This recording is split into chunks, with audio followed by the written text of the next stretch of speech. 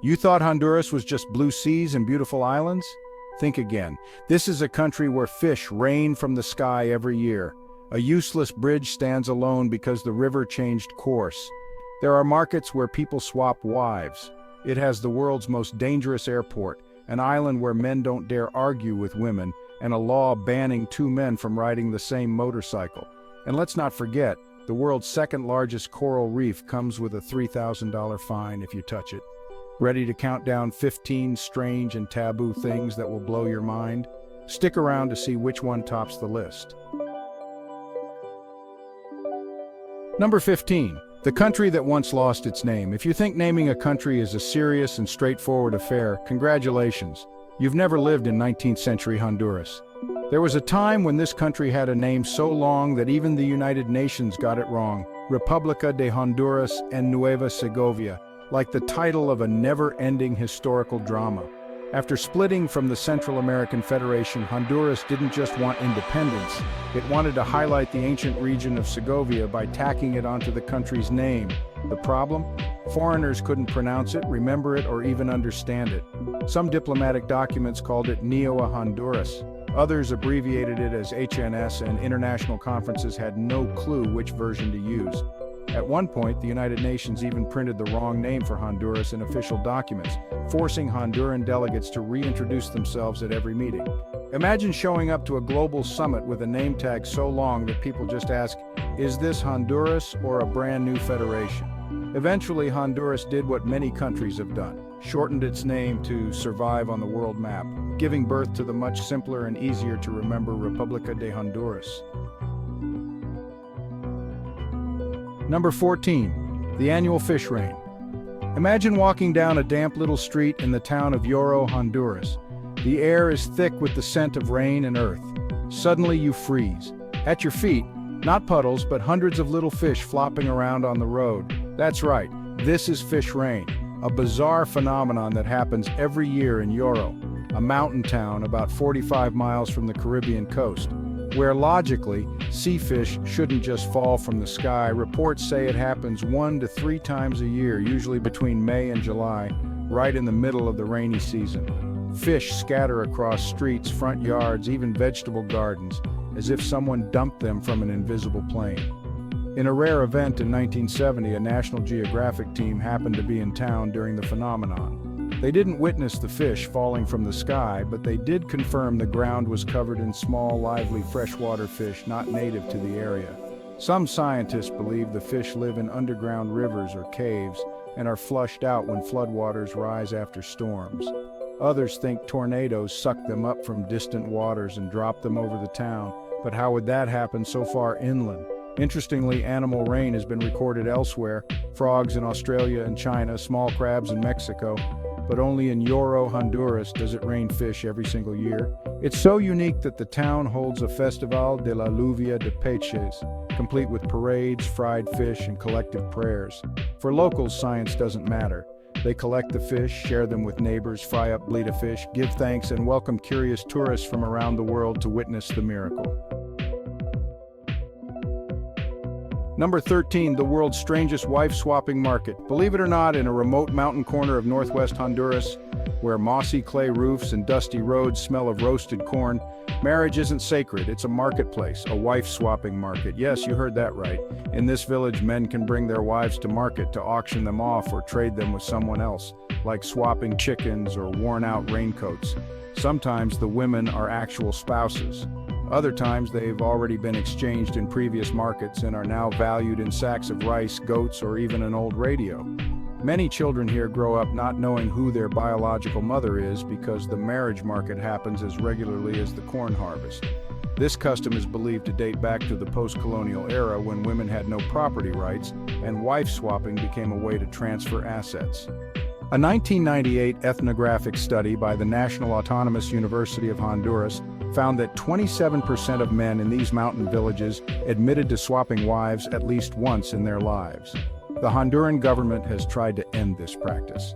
In 2007, they banned giving children bizarre names like Clinton Cartier or Thank God. and restricted wife swapping to organized markets held only 3 times a year. If you've ever wondered why Honduras has one of the highest rates of unregistered marriages in Central America, this might be your bluntest answer. If you lived somewhere your spouse could be traded like a collectible stamp, how would you react? Comment your thoughts below, and if you've heard of any other bizarre customs around the world, share them and shock us all. Number 12. Don't fly into the world's most dangerous airport. Planning a trip to Honduras? Or just curious about the country's top airport? Think twice before landing at Kinglaty Airport, one of the most dangerous airports in the world, located in the middle of the capital, Tegucigalpa. Surrounded by high mountains and dense city blocks, pilots must make a sharp 45-degree turn just before landing, something not every pilot can pull off. And the runway? It's only about 7,100 feet long. Compare that to LAX in Los Angeles, which has a runway nearly twice as long. Yet large aircraft like the Boeing 757 still land here.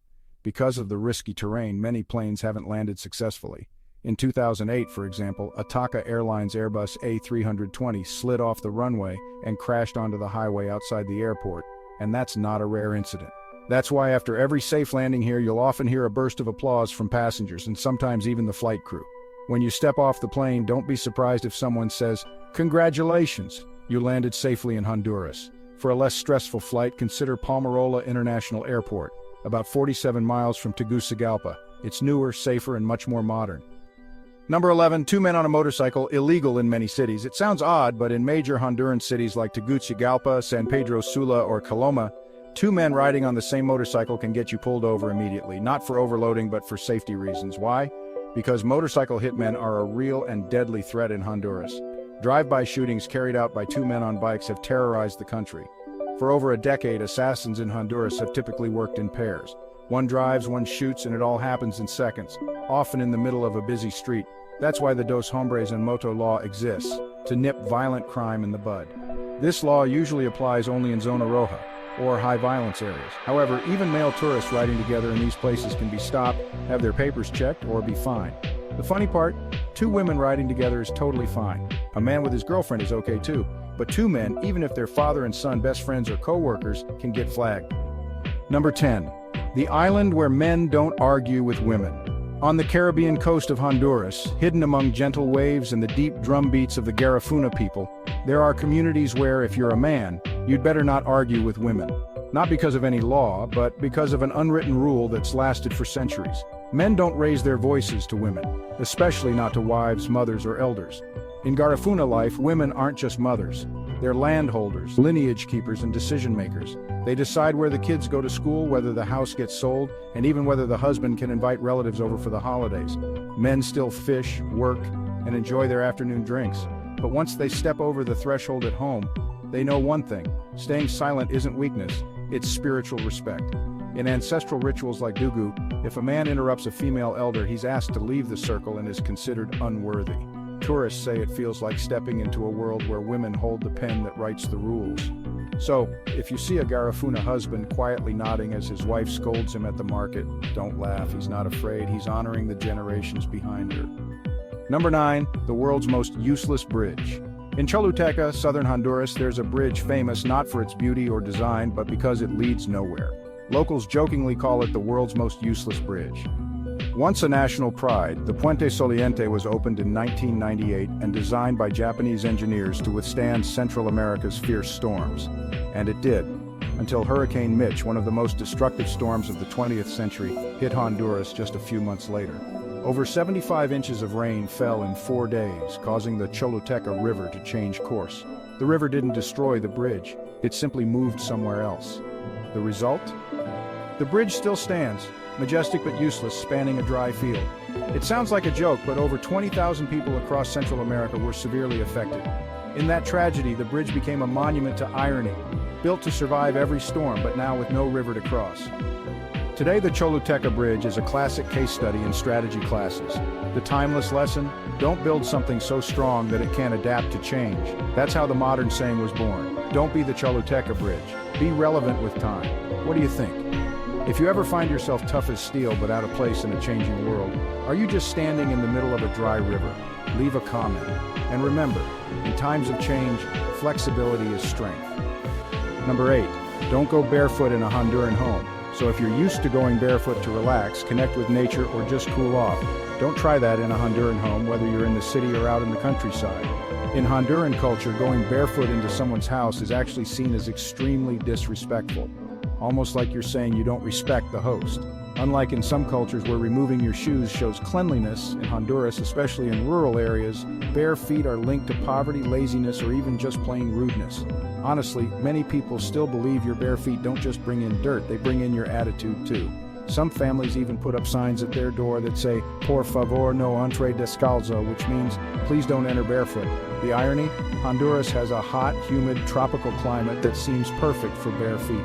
But the culture says the opposite. Here, respect and neatness start from your feet, not your words. Number 7. The only Central American country with 5 ecological zones. Think a small Central American country can't be special?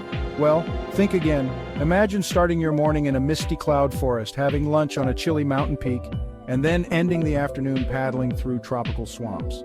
Welcome to Honduras, the only country in Central America with 5 distinct ecological zones. From coastal plains and dense rainforests to limestone highlands, cloud forests, and mangrove swamps, Honduras's ecosystems stretch from sea level to nearly 10,000 feet. Cusco National Park, which is famous for its rare cloud forests, is a place where you might spot glowing frogs at night. Seriously, it's like something out of a sci-fi movie. The Mosquitia wetlands in the east are even called a mini Amazon, home to indigenous people who still live apart from the modern world.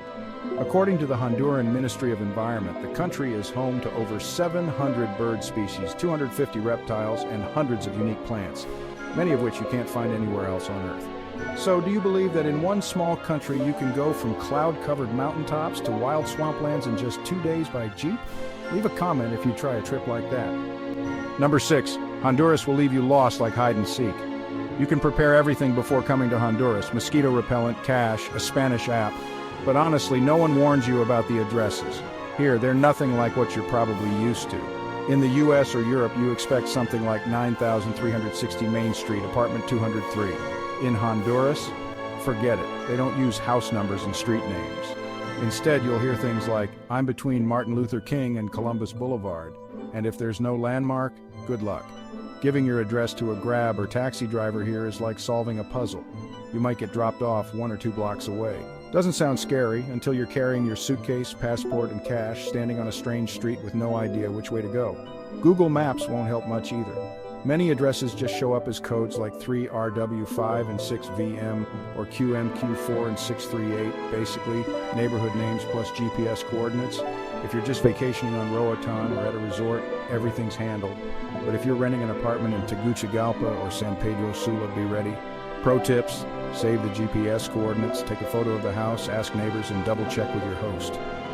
Number 5, don't touch, step on, or break coral at the Roatan Reef. A vacation on Roatan Island sounds like paradise: crystal clear water, golden sunshine, and vibrant coral reefs. But kick a coral, and you could get slapped with a $3,000 fine. Honduras takes environmental protection seriously, especially when it comes to the Mesoamerican Reef, one of the last biological treasures in the Western Hemisphere. This reef stretches about 700 miles across 4 countries: Mexico, Belize, Guatemala, and Honduras. It's actually the second largest coral reef in the world after Australia's Great Barrier Reef. Around Roatan, the diver's paradise, live over 500 fish species, 65 types of coral, sea turtles, manatees, even whale sharks. A single coral branch grows only about 0.1 to 2 inches per year, meaning a large patch could be centuries old before someone accidentally damages it. So, the law is crystal clear: no touching, no standing, no swimming too close, and absolutely no picking live shells. Break the rules even by accident and you could face a fine of up to $3,000 and be kicked out of the country. Number 3, the strange bagged water culture. Thirsty in Honduras? Don't expect a bottle or can. You might get a tiny plastic bag full of water called a bolsa or bolita. These little bags hold about 13 to 20 ounces, sealed at both ends. So how do you drink it? Bite off a corner and suck on it like a baby bottle. It might seem odd, but it's convenient and cheap. Usually just 3 to 5 lempiras, which is less than 20 cents. Why bags? In many areas, tap water isn't safe, so especially for working class folks, bolitas are a quick, affordable solution. Some factories even UV filter the water before bagging it. In offices and homes, water is usually stored in big 5-gallon jugs, just like in the US. But the downside, plastic bags aren't biodegradable, raising environmental concerns. Some local groups are now pushing for eco-friendly packaging or encouraging reusable bottles. Number 2, Hungu Hungu, the dance men can't join. On the Caribbean coast of Honduras, where the Garifuna people live, there's a sacred dance that men are strictly forbidden to join, Hungu Hungu. This isn't a tourist show, it's a spiritual ritual performed during the Dugu ceremony where Garifuna women dance to communicate with ancestors and carry messages from the spirit world. Hungu Hungu is danced in clouds of incense, with deep drums echoing as mothers, aunts, and elders move their hips in a slow, trance-like rhythm. The dance isn't flashy but powerful, like their bodies become channels between the living and the dead. Men are not allowed to join. They may stand outside the circle or help with music and logistics, but they can never enter the sacred center. In Garifuna belief, this is sacred female space. Only women, those who give birth and keep the bloodline, hold the spiritual power to summon spirits, seek guidance, or make peace with those who've passed on. Quiet but powerful, there's a matriarchal society among the Garifuna, where women don't just keep the home and raise kids, they keep the gate between past and present. Number 1, don't badmouth Honduran soccer. In Honduras, soccer isn't just a sport, it's a religion, a source of national pride, the lifeblood of its people. The national team is a symbol of unity and patriotism. And remember this, never, not even as a joke, insult the Honduran team, especially in a crowded bar or a roadside cafe. You might think comparing Honduras to the United States, Mexico, or Costa Rica is no big deal. But here, it can be seen as an insult to national honor. There have been heated arguments, even physical fights, just because a tourist casually said, Honduras can't beat Mexico. Too sensitive? Not really.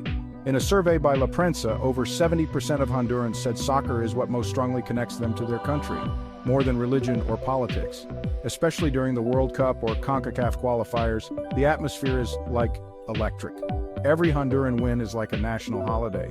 Kids wear the national jersey to school, adults put flags on their cars, and whole neighborhoods throw parties when the team scores.